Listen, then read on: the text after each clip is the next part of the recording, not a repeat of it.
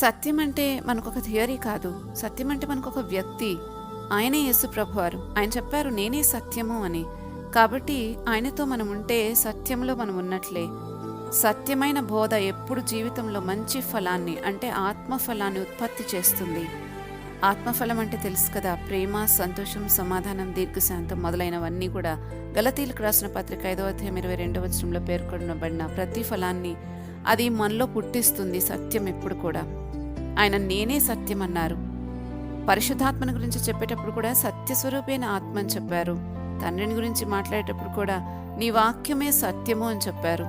కాబట్టి ఎప్పుడు కూడా సత్యము అనే మాటను మనకి జ్ఞాపకానికి తెచ్చినప్పుడల్లా మనం గుర్తుపెట్టుకోవాలి, మనం ఒక థియాలజీనో చదవట్లేదు, ఒక వ్యక్తిని గురించి మనం మాట్లాడుకుంటున్నాము అని. కాబట్టి సత్యంలో మనం ఉన్నాము అని అంటే ఖచ్చితంగా మంచి ఫలం మనలో మొట్టమొదటిగా పుట్టిస్తుంది. రెండవదిగా క్రీస్తు యేసు కలిగిన మనస్సు మనలో పుట్టిస్తుంది. సత్యబోధ ఎప్పుడు కూడా మనలో క్రీస్తు యేసు కలిగిన మనస్సు మనలో ఉత్పత్తి చేస్తుంది.